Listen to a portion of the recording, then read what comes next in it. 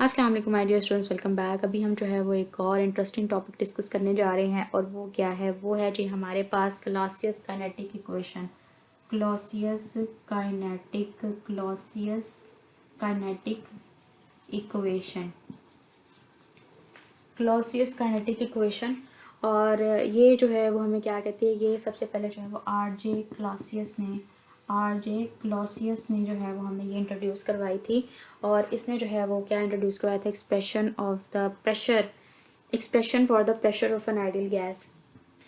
ये हमें क्या एक्सप्लेन करती है, एक्सप्रेशन बताती है for pressure of an ideal gas.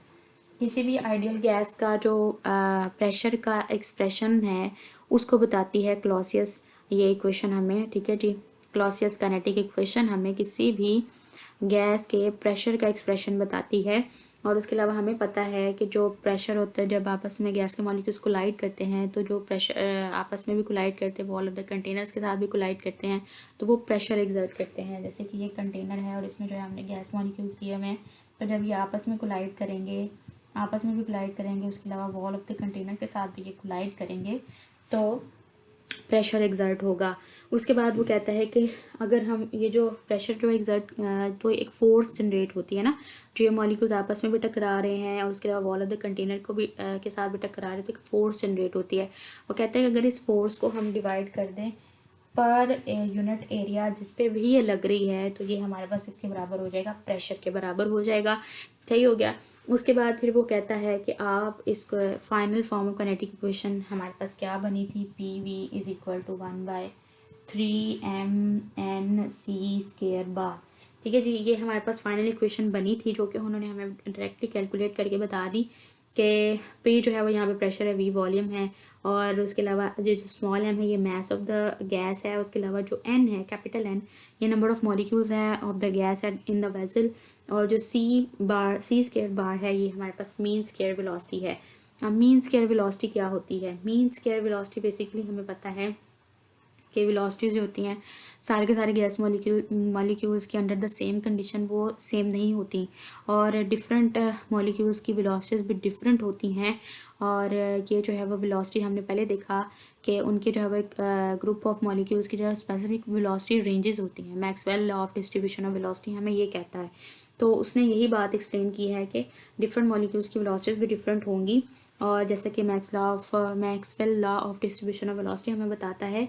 और वो कहते हैं कि अगर यहाँ पे n मॉलिक्यूल्स हो, अगर हमारे पास जो है वो n मॉलिक्यूल्स हो गैस के जिनकी वेलोसिटी c1 है, और n2 मॉलिक्यूल्स हो गैस के जिनकी वेलोसिटी c2 हो, तो हम जो है वो मीन स्क्वायर वेलोसिटी कैसे लिख सकते हैं, c² बार जो है उसको हम कैसे लिख सकते हैं, उसको हम लिख सकते हैं आई थिंक सो, हाँ जी, c1² + c2² + c3² plus so on. उसके बाद n1 है, फिर उसके बाद n2 है, फिर प्लस n3 है, एंड सो ऑन। ठीक है, तो मीन स्क्वायर वेलोसिटी हमारे पास क्या बन रही है यहाँ पे, mean square velocity is equal to के आपके पास कोई भी गैस है उसका n1 नंबर ऑफ मोल्स हैं, gas n1 number of moles हैं और उसकी जो वेलोसिटी है वो c1 है।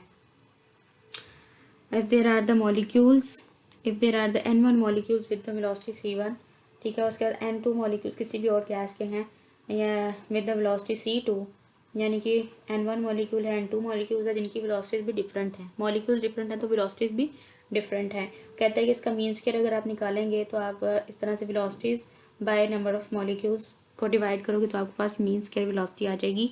उसके बाद फिर आ जाता है रूट मीन स्क्वायर वेलोसिटी के बारे में, वो बताना चाह रहे हैं हमें रूट मीन स्क्वायर वेलोसिटी क्या होती है।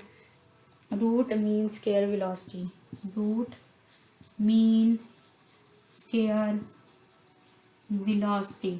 मीन स्क्वायर वेलोसिटी जो होती है वो क्या होती है, ये होती है जी हमारे पास the average of all the possible velocities is called root mean square velocity. Average of all the possible velocities is root mean square velocity। ठीक है जी, कि सारी की सारी पॉसिबल वेलोसिटीज का जो एवरेज है ठीक है। और उसका कहा जाता है रूट मीन स्क्वायर वेलोसिटी, कि जितनी भी पॉसिबल वेलोसिटीज है उनका रूट मीन्स उसको जो है वो रूट मीन स्क्वायर वेलोसिटी कहा जाता है। और अगर हम स्क्वायर रूट ले लें इस मीन स्क्वायर वेलोसिटी का तो हमारे पास जो है वो रूट मीन स्क्वायर वेलोसिटी बन जाता है। तो आप इसको सिंपली ये भी कह सकते हैं कि the root square of mean square velocity. तो the root square of mean square of velocity उसको भी रूट मीन स्क्वायर वेलोसिटी कहा जाता है। यहाँ पे average of all the possible velocities को भी रूट मीन स्क्वायर वेलोसिटी कहा जाता है। और यहाँ पे इसको हम कैसे रिप्रेजेंट करते हैं, CRMS root mean square velocity. और ये किसके बराबर होती है जी, ये हमारे पास under root C square bar के। मैंने अभी बताया कि आप इसको सिंपली इस तरह से भी डिफाइन कर सकते हो कि जो मीन स्क्वायर वेलोसिटी का रूट है, the root square of mean square velocity, उसको रूट मीन स्क्वायर वेलोसिटी भी कहा जाता है। यहाँ पर average of all the possible velocities को रूट मीन स्क्वायर वेलोसिटी।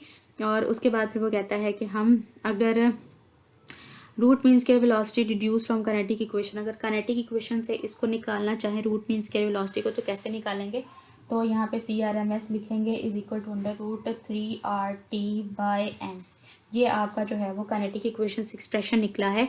यहाँ पे m आपको पता है मोलर में, ऐसे r जो है वो जनरल गैस कॉन्स्टेंट, T जो है वो आपके पास क्या है, T आपके पास टेम्परेचर है। और यहाँ पे हम यही बात हमें पता चल रही है कि ये क्वांटिटेटिव रिलेशनशिप है टेम्परेचर और वेलोसिटी के दरमियान में, और अगर टेम्परेचर ज़्यादा होगा तो वेलोसिटीज़ भी ज़्यादा होंगी।